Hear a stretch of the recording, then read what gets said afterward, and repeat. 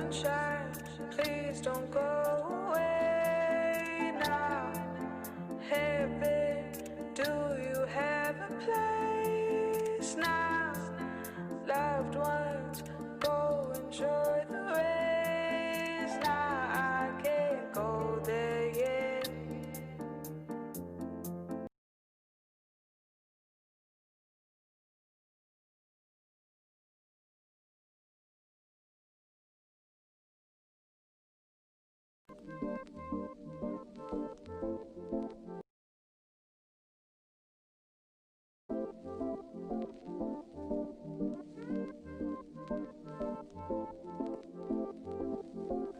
You can have all that you want to, darling.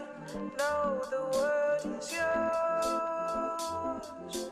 I've been Welcome to the Sparkle Show. With us, we have Deborah Lam. Deborah, I am so excited to finally have you on my show because you've been doing so much. Tell us about it. Oh, okay. Tell us about the last thing. I saw you like in a prairie dress. Tell us about that one. It was like okay. So I've been extremely busy since the beginning of August. I had good for you. Thank you. I had a lineup of films scheduled for the year, and I was working on a couple films in March when the whole COVID thing happened. So everything got postponed. And then the other projects I was supposed to be doing, they all got postponed. So in August, just all of a sudden, everybody started back up again. Nice. So I've been extremely busy. So at the beginning of August, I was working on a murder mystery comedy with director Mark Pirro in Los Angeles. Then, pretty much right on the heels of that film, I went to Grand Junction, Colorado to work on a family film. Oh, well, the murder mystery comedy is called The Deceased Won't Desist. And then I went to Is that the one where you were dressed up in the prairie? Yeah, I'm getting to that. So then right after that, I went to Grand Junction, Colorado for a couple of weeks to work on a family drama called You Like to Draw, which I'll talk about more later. And then right after that, I went to Columbus, Ohio to work on the Western called Showdown and Yesteryear, directed by Timothy O'Hearn. And that one was really fun to work on. That's a lot of travel. Well, I wasn't even done. So right after the Western, I went to Pennsylvania to work on a couple of films. So I worked on something that's a little bit hush-hush, so I can't really talk about it, but I'm a witch in that. And then during the medieval times. You started on the West Coast, the Midwest, and then East Coast. And then I also worked, while I was there, I also worked on another film. And then right after that, I went back to LA to finish up the murder mystery comedy. So while I was in Ohio, I worked on the Western, and it's, like I said, it's called Showdown and Yesteryear, and I'm really excited for that one. It's set in the late 1800s, turn of the century, and it's about, it's a kind of a fantasy film as well, because there's a little bit of time travel involved. So the lead character, Daryl, played by Jeff Grinnell, his character is just a regular guy working on a ranch now, like during the present, at a ranch that people go and get to ride horses and things. So he's there. And I don't want to tell too much of the story, but he finds there's a series of events, and he's really down on his luck, and he's just not at a good place in his life. His woman leaves him, all sorts of things happen.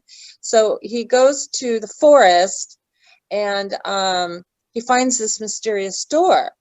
So he's trying to mess with his door, figuring out what the heck is this door standing out in the middle of the woods. So he finally goes through the door, and he's transported into the Old West. And so a lot of things happen. You know, there's the sheriff and there's the bad guys, and they're good. Fun.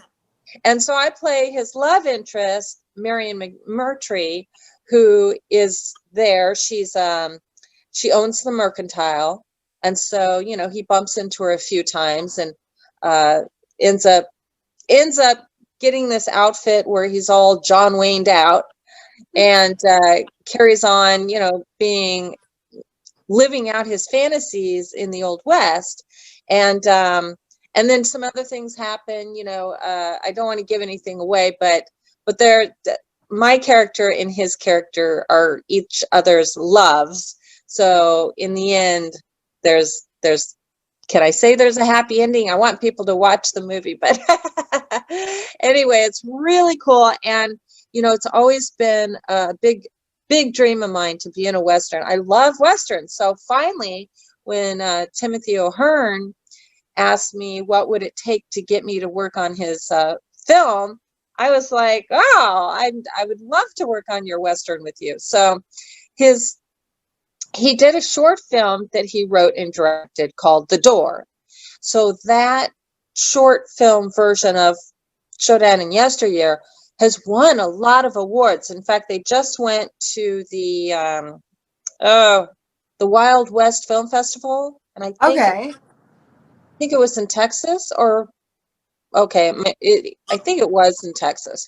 So, but forgive me, Wild West people, if I forget. It's called the Wild West Bunch Film Festival. That's Deborah, I'm really curious. Did you have any accents for any of these projects that you did? A lot, yes. Okay, so for both of the projects that I worked back east, I had different accents. There were two different films I worked on. So the one film, I was doing a Irish brogue, and for the other film, I was doing a French accent. I love it. Yeah, and for the Western, we were talking about. I was asking them, would you like me to do some type of West accent? Because I'm very good with accents. In the past I've done Russian accents and Hungarian accents. So I asked them, do you want me to do an accent? So I ended up not really doing an accent, but just kind of just changed my voice just slightly, but I wasn't putting on like a Western accent or Southern accent. The way it turned out, it was just better to have, you know, just a slight tinge of something, but nothing heavy for that particular character. But I love doing accents. Have you done accents? Yeah, it's so much fun, huh? Yes. What accents have you done? I actually did a Southern accent this summer too. That's why I was kind of wondering if you did that. I was full, like, you know, Southern Belle, like. I think that was the first time anyone heard me go that far, and I think it was surprising because I did British as well, but that was like everyone was like, "Wow, you nailed it!" Because I don't think I look like a Southern girl. So, oh well, I think you do. You totally do. Yeah, I bet you did a really good job. I can't wait to see some of these. So tell me, you mentioned about 4 different things. Do you know when anything's coming out that we could see? I know some of them are hitting the festival route. Do you know when anything's getting released that we could see? Well, I wanted to mention too with Tim O'Hearn's film. It was co-directed by Aaron Bratcher, who is the cinematographer, and he's very, very talented. And Gregory Lamberson, who's a friend of mine, I'm a huge admirer of his. He's written several books. He's written many, many scripts. He's a director. He's directed some really fantastic films. My favorite film of his so far is Johnny Gruesome, which is available on Tubi if anybody's interested. But he's really talented. So Tim wrote the script for the short film The Door, but he had Gregory Lamberson write the script for Showdown and Yesteryear. So I just wanted to give out a shout out to him.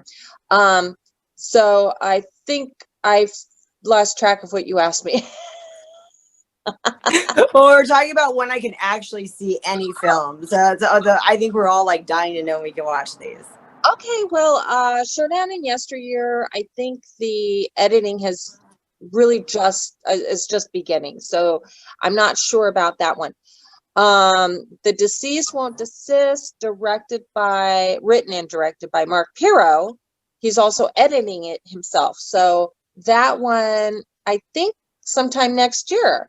And one of the films that just recently came out, if anybody is dying to see me in something, is Teacher Shortage, which was written and directed by Troy Escamilla, which is a really fun film. That one is a throwback to like an 80s, 90s slasher, and it was really fun to do.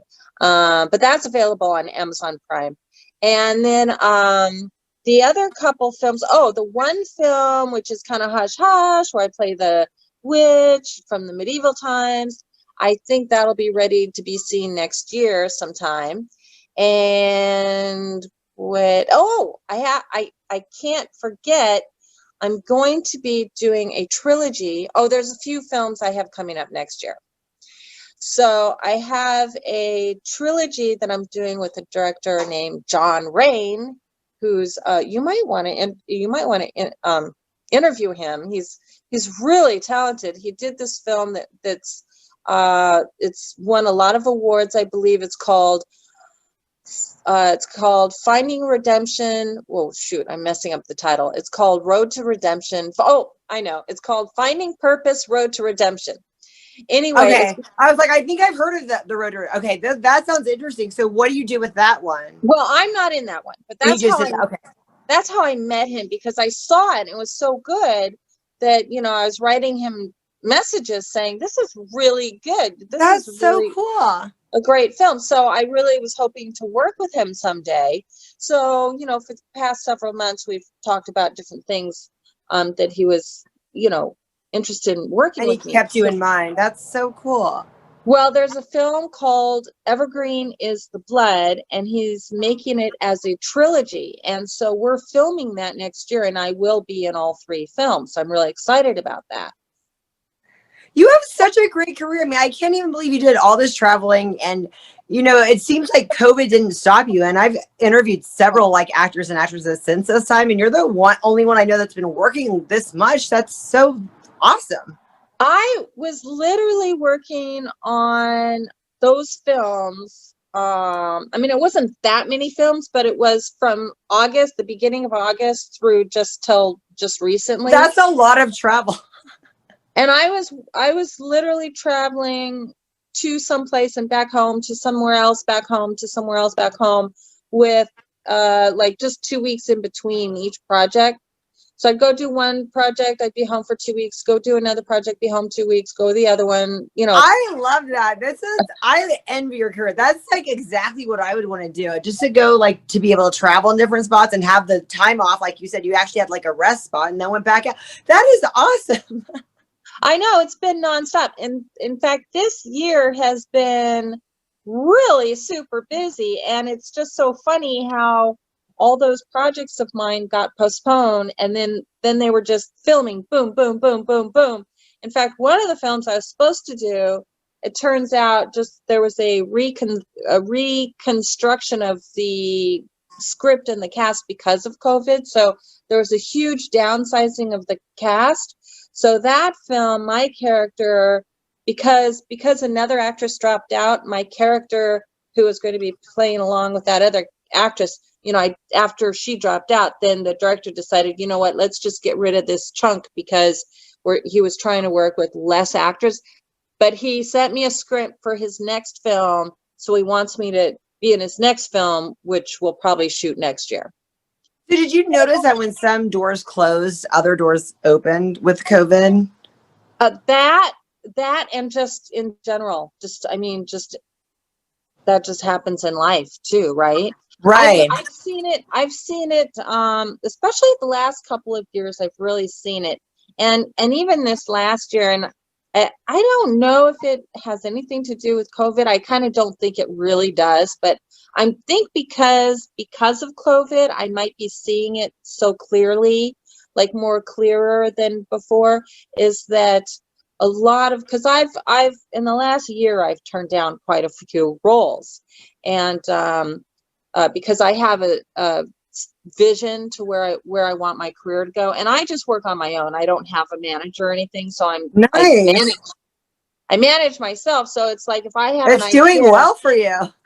well, I tell you, you know, I've really, been a lot clearer. Well, maybe it's not more clear. Maybe it's just more, a direct focus. I have a direction that I want my career to take. And so, you know how, you know, the meme that you see success, here's what you think success is, here's what success is, you know, or Right. it's just like all over the place. You know, you think it's going to be linear and it never is, you know, it's all over the place. So, which is true for my career, is I'm sure it's true for everybody, but I'm trying to be very focused with the opportunities given to me. I'm more selective about what films I want to be a part of, because I want it to lead to a certain place instead of taking just any role offered to me. And I, you know, don't get me wrong, I appreciate everything offered to me. I appreciate people thinking of me, people wanting me to be a part of their films. But I have like a kind of a vision in my head of what I want my career to look like in the future, 10 years from now, maybe. So I'm thinking, okay, well, is this going to help me get to where I want to go? Or is this just something to do to pass the time? And it's really I not. commend you for that. I think that's a Yeah. really hard thing for many actresses, because they're always afraid, well, if I turn this down, then maybe nothing else will come. I think that's an insecurity y'all kind of have. And so it's very cool that you're like, no, this is my vision. And you probably at first, when you turn something down, like, oh, should I have turned that down? But then it became the right move as you started going on with it and staying true to yourself.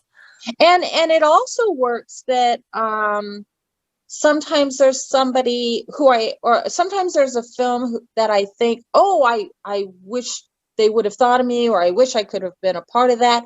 Or sometimes I think, you know, I've even like, you know, sometimes I'll reach out to somebody.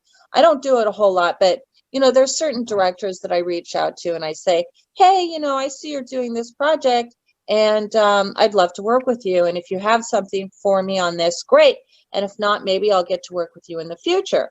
So there's been, you know, a lot of films that I've auditioned for, and, you know, just films that I see is being made out there. And I think, oh boy, I wish I could have been a part of that. And then later on, I think, you know, I'm probably better off because, you know, maybe there wasn't a role in that particular film that would have been a good highlight in my career, or something Right. that, you know, I'd like to think that the roles that I take is something that once, you know, how long films take to get finished and to get out there, but it takes forever. So you know, I'm just like everybody else. I want to stay busy. So I think, oh, you know, I would like to do all these films because, you know, I want people to see me,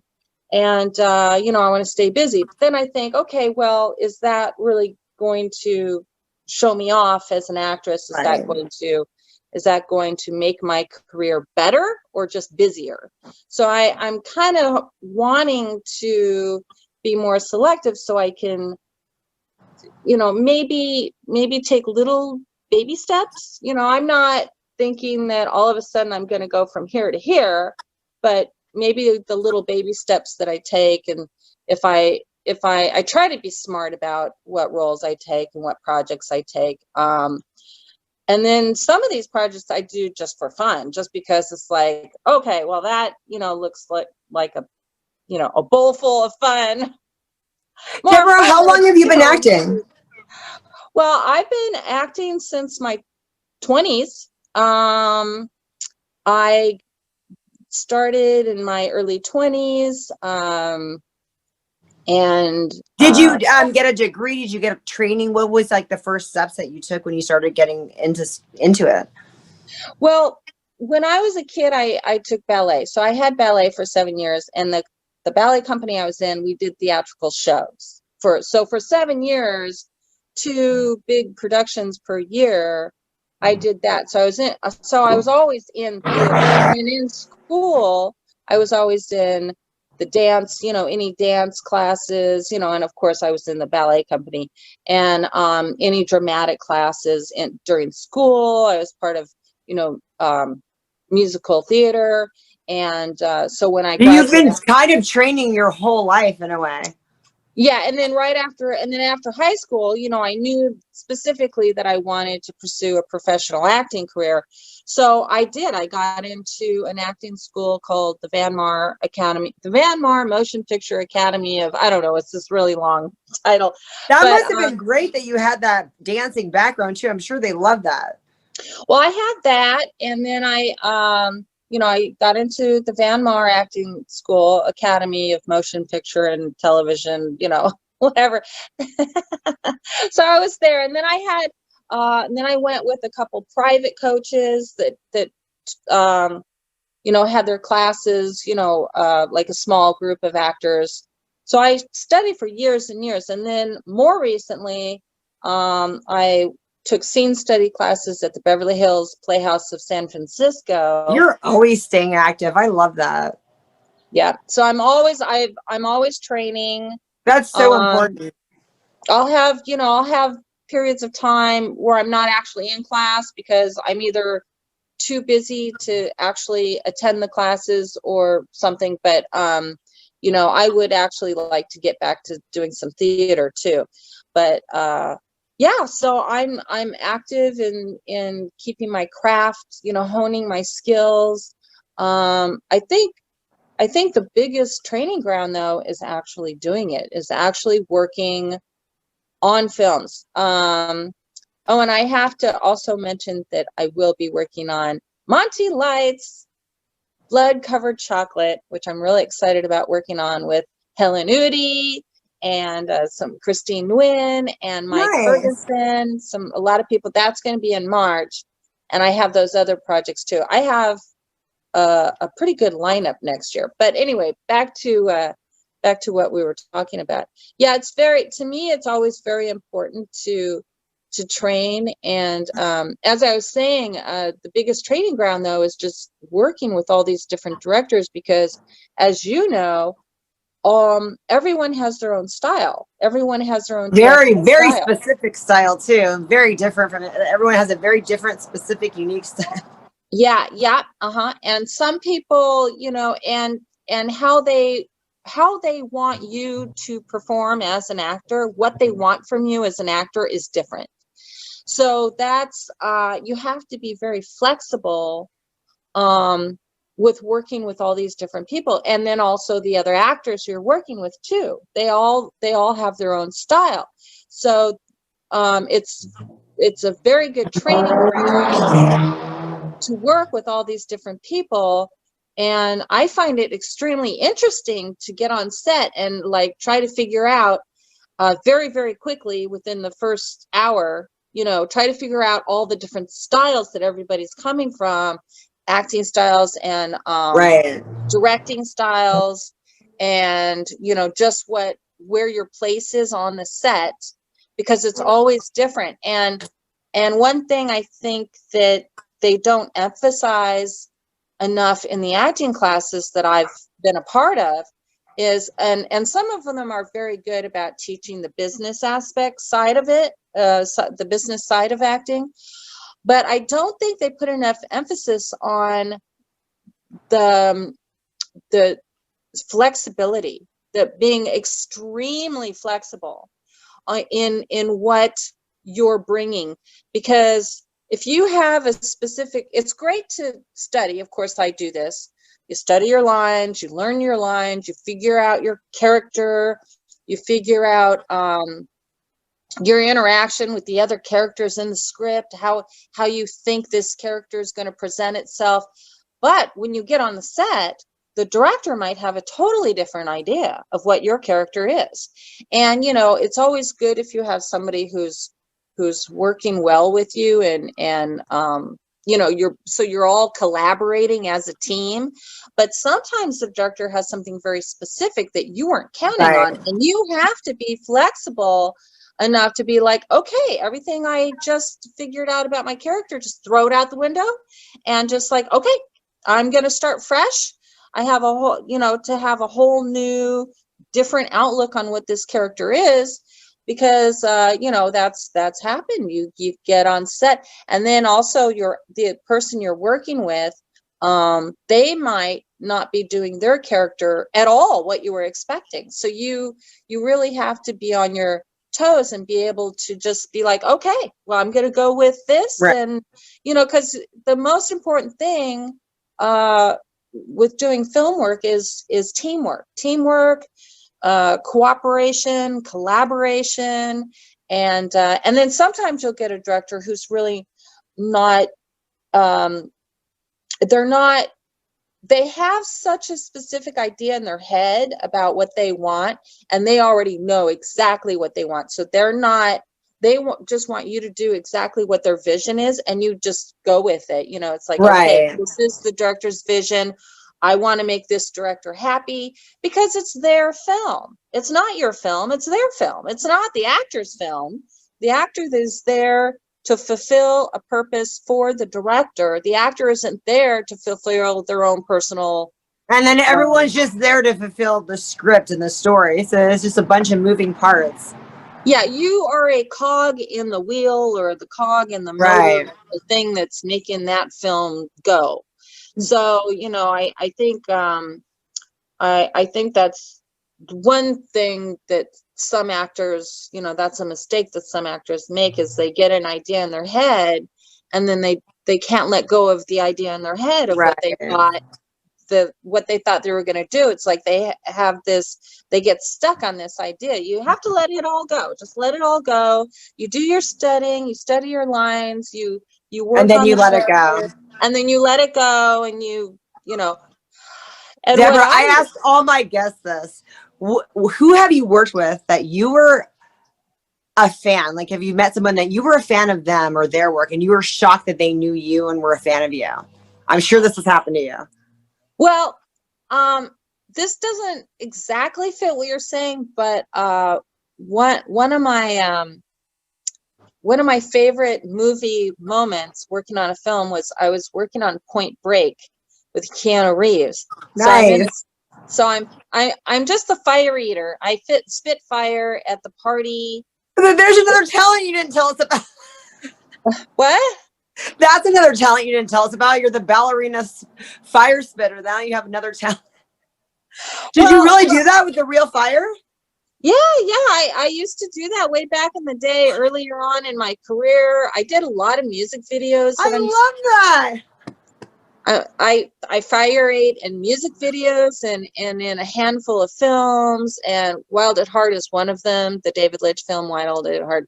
But my favorite one is Point Break, because I was standing there, and so Keanu Reeves brings Lori Petty into the party to Patrick Swayze's house, the character Bodhi, to his beach house. So right as soon as Keanu Reeves walks in the door with Lori Petty, I spit a big ball of fire right in their faces, like right in front of them. So and then throughout that scene, you kind of see me with the fire eating fire and stuff. But what was cool was, in between me spitting the fire, I had to do it like a bunch of times. We're just standing there. So Keanu Reeves is talking to me and asking me about how I knew how to fire eat, how I learned how to fire eat. So it was really fun, and I'm a huge fan of Keanu Reeves. But if he saw me on the street, there's no way he would recognize me, because for one, I have blonde hair in that movie. It's blonde. Oh, I'm gonna go back and watch now. It's short. It's this cute little blonde, curly haired. It was my hair. I just had it blonde at that time. I was blonde for a while. So yeah. So that's my favorite moment. But and my other favorite Starstruck moment is being in a film with Terry Garr and John Lithgow. Oh wow, that's a dynamic duo. Yeah, it's called Out Cold. And in that one, I'm really basically a glorified extra, but they were treating me like royalty. It was amazing. I'm having dinner with John Lithgow and Terry Garr, and they're chatting with me, and oh, Randy Quaid was in that film too. Isn't he awesome? I love Randy Quaid. And they were all so nice. And the director, and they were, I had my own trailer, and that was a fun experience. So, but I don't have the kind of thing of a big star like an A-lister walking up to me saying, "Oh, I'm a big fan of yours." But I have had quite a few, just actors who I admire. Like many years ago, I had done this film called Disciples, and many years ago, I think it was 2012, I went to Monsterpalooza. So at that time, I hadn't been to a convention in ages. So it was really fun to be there, and I ran into a lot of people who I knew, but I was also running into a lot of people that I didn't think they knew me, that I hadn't remembered meeting. So I was going up to people saying, "Hi, I'm Deborah Lam. How are you?" They're like, "I know who you are." I love that. But it happened like at least 10 times. I kept introducing myself. "Oh, hi, I'm Deborah Lam." And they're like, "Oh, yeah, I know you." And I'm like, "You do?" Deborah, you are so much fun. Thank you so much for coming on my show. And hopefully we can go out again when all this is over, because we had so much fun before all this started, We had so much fun. So just thank you so much for having me on, you guys. It was such a pleasure being on your show. I love you so much. I'm so happy for you that you have this show. It's fantastic. Oh, one other thing. One big thing that happened. I have to tell you, it's huge. This is huge. So I just happened to be on IMDb, and I went on my page just yesterday, and I saw that I am for this week at least, I am in the top 500 on IMDb. Oh my God, that is so exciting, Deborah. You are awesome. Oh, we're going to follow you all on your Instagram. We just look up Deborah Lam on Instagram. Well, yes, and everybody go to my IMDb page. Check it out. Yes, we'll vote. I'm in the top 500. I'm number 304. So my highest number now is 300. I'm friends with the top 500. I love that. I know it's only going to last for this week, but it doesn't matter. For this week, I'm very excited. We'll keep it going. We'll keep it going and vote for you. Thank you so much, girl. Thank you. Yeah. Check me out on all my social media things.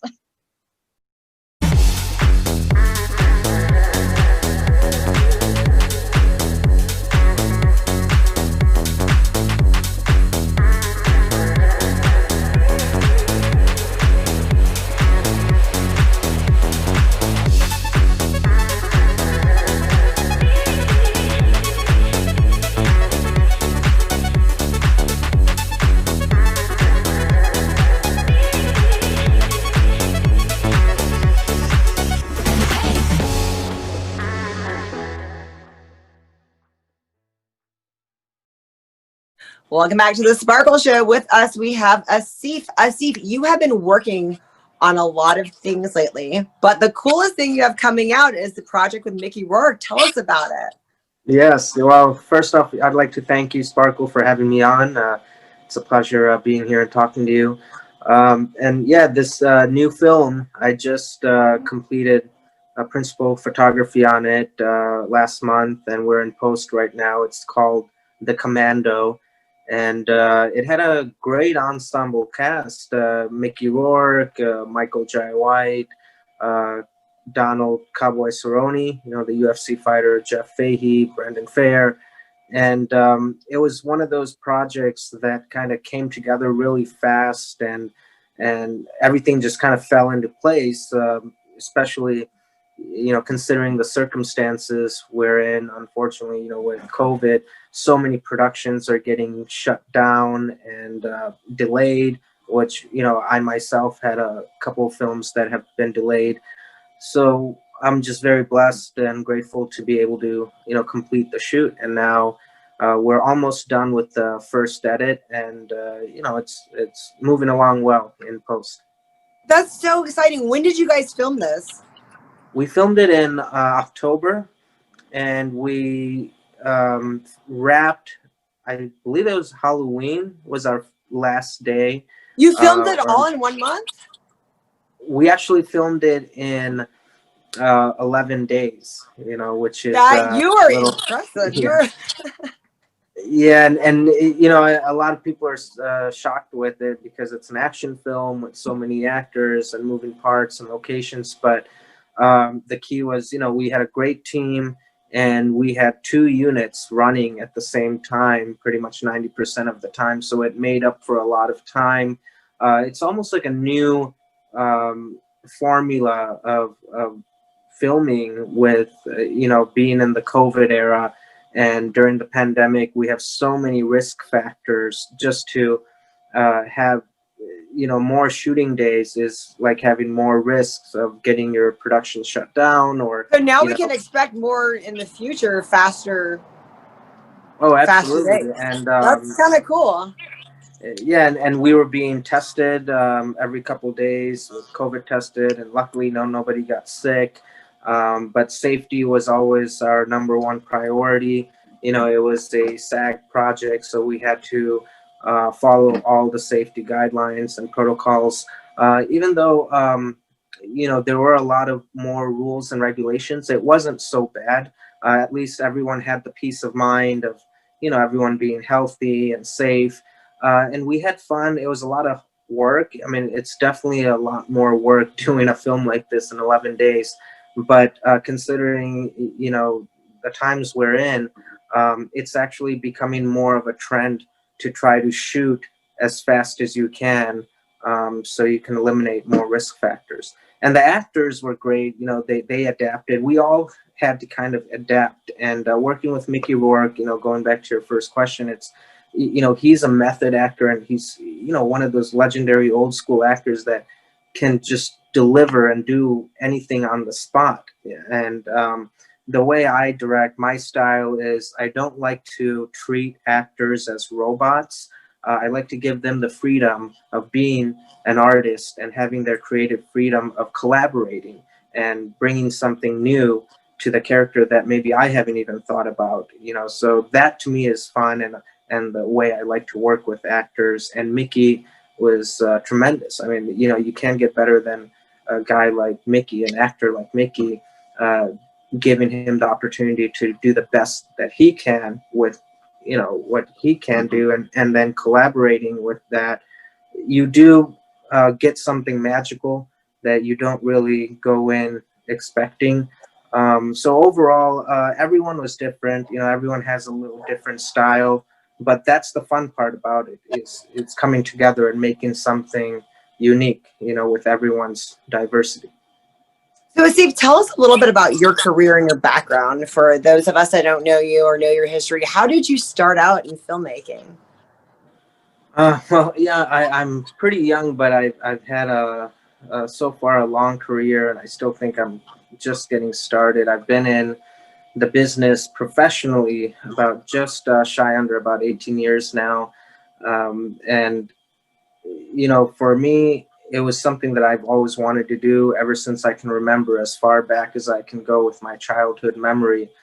From like 2, 3 years old, I knew that I wanted to make movies, what I watched on TV.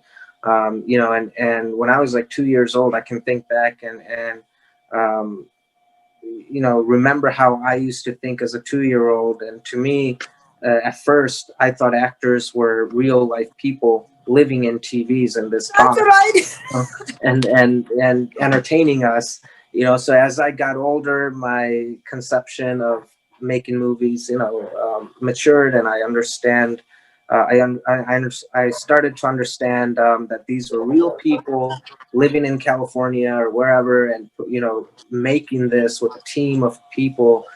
And to me, that was always fascinating, and I've always wanted to do that. And coming from an Asian family, my parents are originally from Bangladesh, and with our cultures, and most Asian cultures that grow up in the United States, they have this thing where they want their kids to grow up being doctors or engineers or I was gonna different ask you professions. how your parents felt about this entertainment. Yeah, so to me, like I would always get asked that questions, not so much from my parents, but more from other family members, and like 95% of my family are all in the States, and I grew up here, and so I was always in a mixed cultural environment, and they would always ask me, "What do you want to be when you grow up?" And I would think about it, and different times I would say different things because I wanted to be it all. And to me, it was like, I saw actors playing so many different roles. I saw one actor play a doctor, a policeman, a fireman, a villain, whatever. And to me, that was like, why can't I just be multiple things? So I kind of geared towards acting a little bit in my childhood years when I was like 5, 6 growing up. I started with youth theater, and then I started doing, just child acting gigs here and there. So I kind of grew into it, being on set, being around that environment. And my dad was actually, he produced some films and TV shows in Bangladesh. So growing up, I had that experience of going abroad. During my summer vacations, I would go overseas. I'd work on little projects here and there. So I grew into it from a young age, and this is all I knew. And then when I had the chance in high school to make it a part of my education with the high school vocational programs that they offered for radio and television productions, so I did that for 2 years. So from there, I started to want to direct and make my own content more. And I carried that over to film school, and I graduated with a bachelor's degree in film and television Where did you production. graduate from? I went to Columbia College of Hollywood in Tarzana, California, and they're a 4-year program, and you can get a bachelor's or an associate's. I went for the bachelor's, but they're very hands-on. They're different I from your bet. USC or UCLA, and I had those options to go to USC, and I went to the orientation. And my first day at orientation, they told me that there's no guarantee that you'll be able to make a film. You don't even get to touch a camera until your 4th year in college. And to me, that was, I was already working in the business, in high school. So to me, it was like, no, I want to make my own stuff. So I said, okay, that's not for me. And then when I Yeah. went to Columbia, I was accepted in. I was super excited because they hand you a camera from day one, and you get to make a film in your first quarter. And to me, that was the place. So I kind of, when I went into film school, I had all these resources that were open to me with, editing labs, equipment, people, my, fellow students that were now starting to become colleagues, and we would, start making films together. So for me, it was like just going to work or going to a studio and working, at a studio and having all these toys. And that started with high school. I mean, I was spoiled in high school because of the radio and television program that I had, headed by David Rose, who was a tremendous instructor that guided me to take it very seriously from an early age. So even in high school, I was making films, was entering them in film festivals. I was making TV shows that were airing on TV. So for me, it became natural at an early age, and now I carried it over into my adulthood and many projects after. To me, it just feels like something I've been doing all my life, and I'm still growing. That's what's so great about it. It's like every day you feel more fresh by meeting the people you work with, or doing the new projects you do. And for me, every project is a new challenge, because that's how I try to pick my projects. Is I try to see what I haven't done before and how I can raise the bar, and just keep progressing in my So what's career your and my favorite thing to do? Is it acting, producing, or directing? I believe I mean, to me, directing, because I'm able to be a part of every process of filmmaking, even from the script on. I mean, to me, the script is the most important thing, the story, and then the script. I mean, that's the, base of everything we do, and then we work off of that. So I love being a part of, from the development, script to pre-production, production, post until delivery, the whole thing. And then for me, it was always about making the films, and I started learning that in order to be able to tell your stories and make your films, you have to direct and produce. And that's something that I started learning more in like my preteen years, after I had already started, acting as a child actor. Who were some of But your inspirations? a lot of my inspirations came from, movies that I grew up with. A lot of sci-fi films, the big Was there a sci-fi particular filmmakers. director that you're like, wow, I want to be like that guy? To me, I think I look back at Steven Spielberg's films fascinated me the most, and I loved most of his films growing up. But I also love James Cameron. To me, just being a director wasn't, something that was fascinating. It was about being an innovator in, with the work that you do, because as directors, we're supposed to be, creators and open-minded into consuming knowledge. And the more knowledge we get from the subject matter we're working on or the people we're working with, the more tools we have to tell our stories. And then not only just the artistic side, but there's a lot of technical aspects of it that we have to consider. And to me, James Cameron and Spielberg always push the boundaries with technology. And if they didn't have a certain type of camera, James Cameron would go and find out a way to engineer it and make it. Then make his movie, like he did with Avatar, and then what he did with Titanic, The Terminator. Every film that these guys did showed the audience something new that we've never seen before. And that's what I've kind of aspired to be. I still feel like I have a long way to go, but to me, that's filmmaking, is innovating and, creating and showcasing something new to the world, and in a way, maybe trying to change it, even if we do a little part by changing the way one person might think somehow. Well, you mentioned some guys that are doing some epic films, and they had advantages.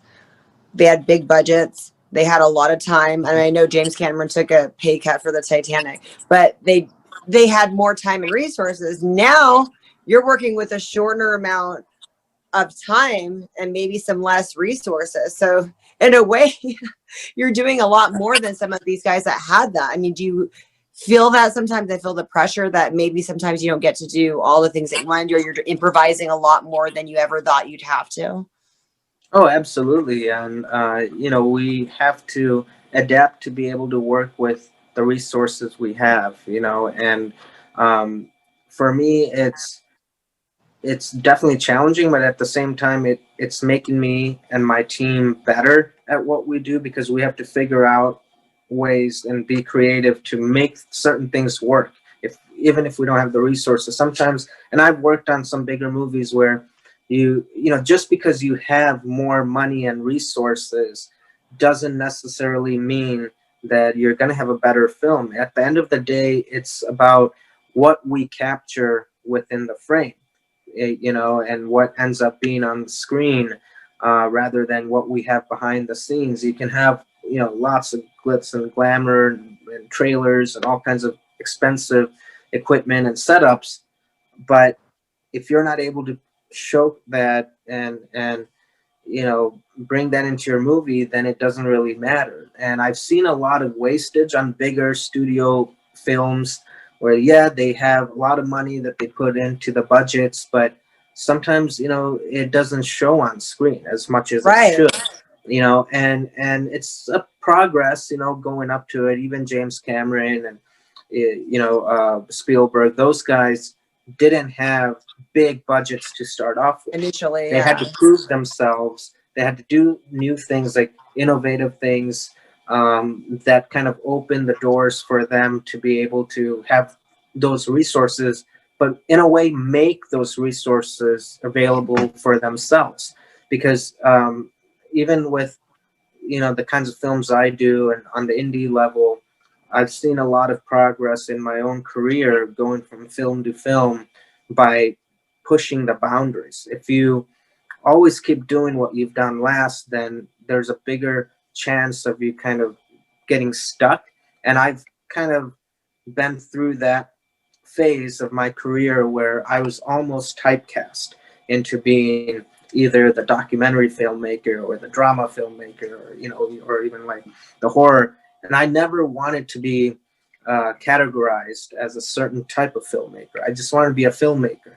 And so I'm very blessed to be in a position now where I can pretty much say I've worked in every genre and I enjoy it all. And I like to keep it fresh by doing different types of films within a year, and not get typecast, What's and your favorite genre? I know you say you like it all, but um, what's your favorite if you really had to say one? I love making action, and sci-fi because you can be very creative and again have the opportunity to push the boundaries on many levels, technically and creatively. With the kind of camera work you do, or the kind of action design you have, or just in general, you have more range to work with. But on like a drama, comedy, um, you're kind of boxed into um, delivering a kind of standard type of movie, which is okay if you want to tell a certain type of story. But for me, it's always having no boundaries and no limits in what you can do creatively. And action, sci-fi, and even horror allows that as well. Horror is fun, so I like anything where we can kind of step outside of the box. What's something you haven't done yet that you really want to do? Ooh, that's a good question. I haven't done, which I do have in my slate to do. So hopefully, God willing, it all goes well. But I would love to do an epic biopic of just a true story that's time period, and it's historical, and it tells a story like the film Gandhi was, that won an Academy Award in 1981. But since then, we've had so many films like that where you tell epic historical stories, and you have to be able to recreate those times and those people, and just those moments on screen. Do you To me, have a few that's going to be people the in ultimate. mind? I You don't have to do. say who the people are if you don't want to. If you want to keep it a Yeah, no, surprise. I actually have a couple projects, two projects, biopics that I'm currently working on. One is it's Father of the Nation, which has been a script that's been in development for, I believe, the last 8 years. Because it's a much bigger project, and it's the life story of the founding father of Bangladesh, the first president of Bangladesh, which was Sheikh Mujibur Rahman, and the liberation war that happened, and how Bangladesh achieved its I independence in love that. 1971. It's I think we actually, need more stuff like that because not everyone knows the history, and I would love to watch something like that. oh, absolutely, and that's what I'm talking about. Is like being able to do something like that is like the ultimate dream as a filmmaker for me. And it's from a time a lot of people are familiar with because it's not that far in the past. Like the concert for Bangladesh with George Harrison that was done in 1971 with Ravi Shankar and so many legendary, musicians around the world. That was actually the concert for the benefit of Bangladesh's, independence and the liberation war that took place in 1971. A lot of people don't know that or make that connection, but at that time and even now, that concert series was like one of the biggest, and that was the first benefit concert in the world. So that started off now, like, benefit concerts that we have raised billions or millions of dollars for, different, benefits and charities. So that in itself is history that, is so fascinating. And so to be able to tell the story of why that concert happened and the real story of what was going on at that part of the world that actually connected all of us. I mean, so many countries were involved in it, from China, US, India, Pakistan, Bangladesh, to Russia. That it's a part of history that hasn't been told yet. So that's like one of my dream projects. That's what I would love, and that's what we need. We need to know more about these cultures that we're not hearing about in the mainstream in the US that we want to. We're all interested about it, but we just don't hear. I feel like there's a lot of history we don't have a lot of education on. Right, and now is actually one of the best times to kind of bring these things into the limelight and give history lessons to so many people around the world, to remind them of where we're all from, and those are also timeless projects. That's a movie that you can watch 50 years from now and still get the same type of education or feel that you would today. And I'm glad you're doing stuff like that, because I mean, honestly, as much as we love, the Elizabeth one, we've heard these stories over and over. I would love to watch it. Yeah.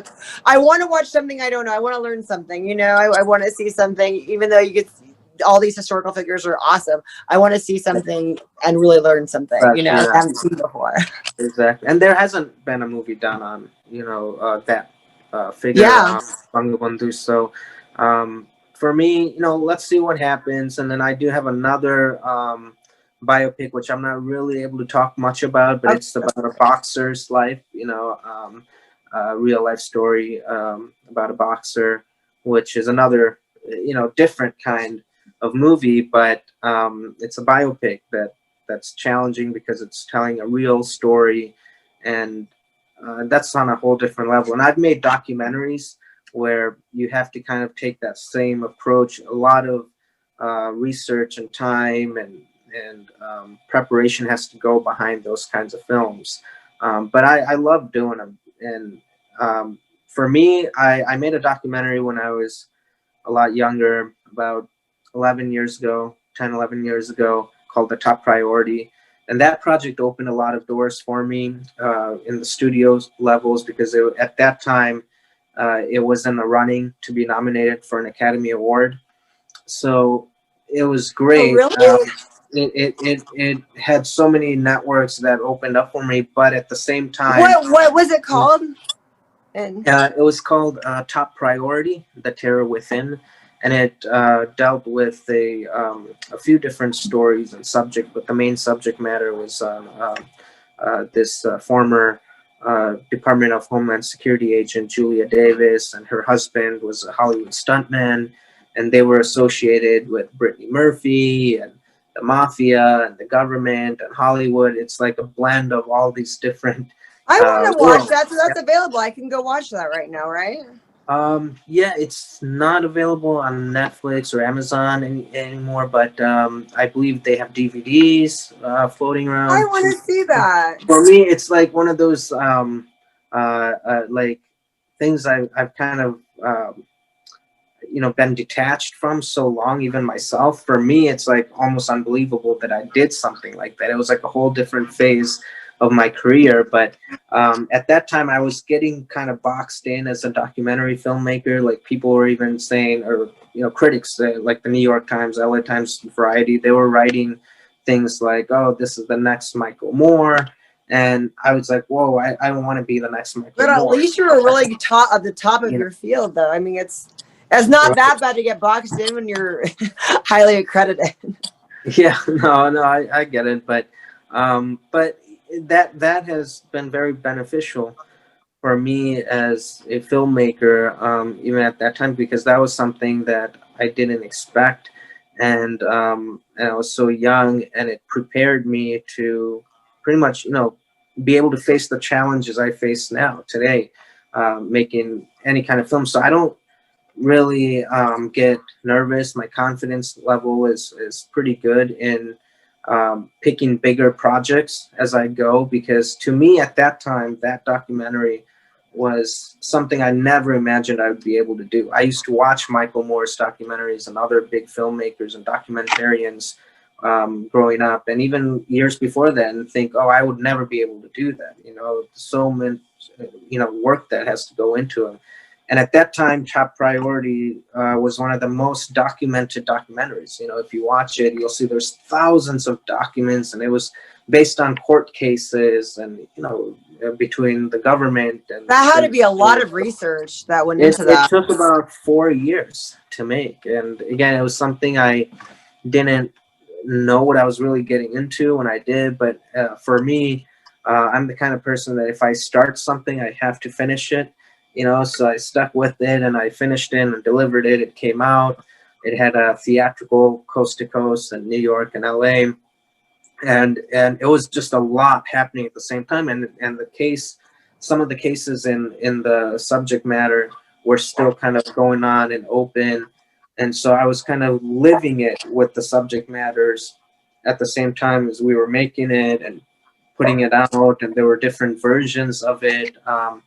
So yeah, that was an interesting time of my career. What did what's the biggest thing you think quality that you walked away with being a documentarian that you're like, now as a director, you're like, if I didn't have that experience, I wouldn't be as good as this? Is it character development? Is it, so what do you think helped you the most from that experience? I would say the kind of research that I end up doing on my films now, with the kind of subject matters I pick and choose. I like to always implement in some sort of reality, or a connection, a human connection with what we face in real life, or what we're dealing with socially, or, you know, politically. And I'm not so political. I don't get into politics, but socially more of, you know, the real world that we live in. I try to connect the audience to those types of characters in my stories, and I do a lot of research. I get very detailed into, you know, what these characters have to go through. So even like Commando, what I did recently, it's an action film. It's considered an action, but at the same time, it's a little different of an action film. It's not just all about fighting and blowing things up and all of that. It's very psychological, and it deals with characters and emotions, and then you have action. You know, it's about a DEA agent that comes back home. He's military from a botched mission that goes wrong, and that triggers his PTSD to go to a whole different level where he starts hallucinating and seeing visions, and it's completely uncontrollable. So how that affects his home life, you know, with his family, his wife, Yeah. daughters, and then so he's fighting these demons within himself, but at the same time now he's faced with a situation and a threat where he has to save his family and overcome his own, you know, demons and battles with his mind to face reality and save his family from these bad guys. So it has a lot of different elements that makes it exciting, but at the same time, it's something that I believe everyone can kind of connect with. And if you're not an action movie fan, you can still watch it, and I believe, you know, Right. you'll connect with it. That's incredible. And Asif, I ask everybody like you that comes on my show, who is somebody that you've been a fan of your whole life that you were shocked was a fan of you, that you probably didn't even think knew who you were, and then all of a sudden you found out and they told you, wow, we love your stuff? Do you have an experience like that you can share? Oh, wow. Yeah, I mean, and actually I can say one person was Arnold Schwarzenegger.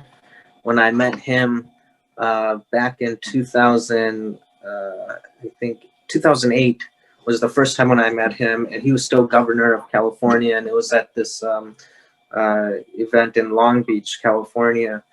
And he did his speech because he was the governor at the time. And then he came down and he did a meet and greet with some of the people that were there. And I was there, and we had talked because we had a lot of mutual friends and stuff, and we started talking. And all of a sudden, you know, I completely lost in my mind that I was standing there talking with Arnold Schwarzenegger, this idol that I grew up watching. And he was one of my favorite, you know, superstars growing up. I loved all his movies. I wanted to work with him, all this. And for me, I never realized, being that young at 2008, just kind of, you know, getting into the industry, to meet a figure like that. And when Arnold and I were talking, you know, there's some things we connected on. and he got very excited, and we were talking almost like, you know, we've known each other for years. And at that time, I had also given him a DVD of a fitness show that I directed when I was 16, you know, in high school before that. And he, you know, we talked about it. He got all excited. He's like, yeah, I'm going to watch this. And he took it in his pocket and he left. And after he had left, it was like 20, 25 minutes, you know, we spent together.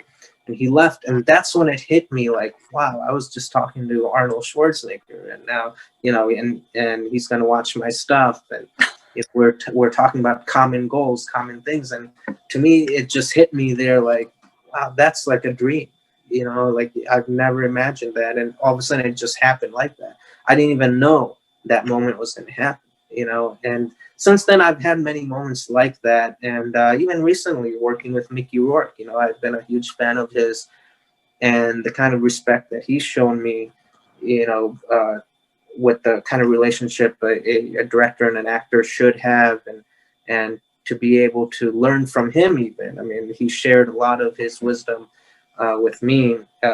Between takes, we would just talk, and everything he said, I just consumed up, you know.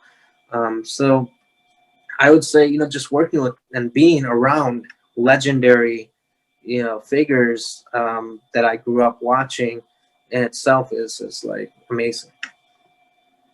I can't wait to see everything you got going on. What's the best way to follow you? Is it your Instagram? Where do you keep updating us? Do you have a website?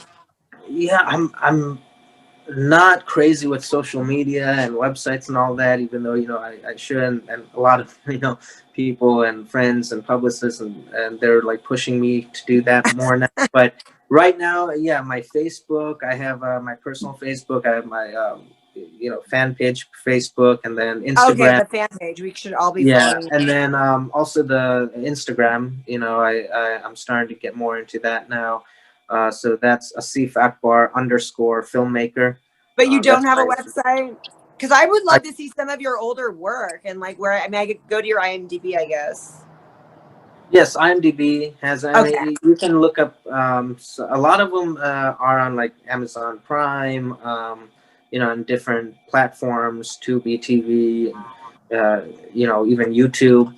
So they're all floating around somewhere. This is so exciting. And when can we catch the Mickey Rourke picture? When's that coming out? I've been told we're looking at a fall 2021 Okay. release, so about less than a year.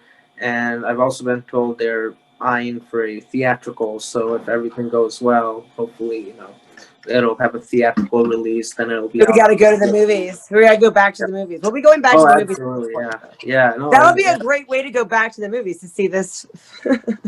Oh, absolutely. Yeah, I can't wait. I think things will go back to normal, hopefully in the next 6 months, and hopefully, you know, just knock on wood, you know, all is well. So, I'm excited because with everything that's been going on this year, you know, in 2021, 2020's been, under the circumstances, been very blessed year for me because first off, my daughter was born, you know, my first born, and so What's her name?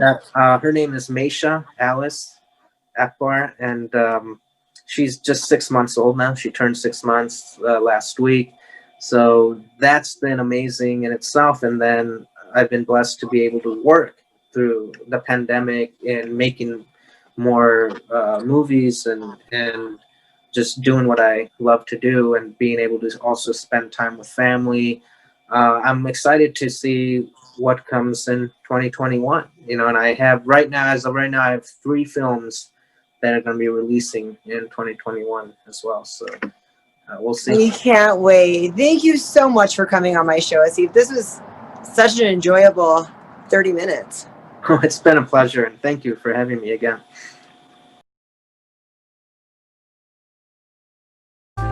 Since I tried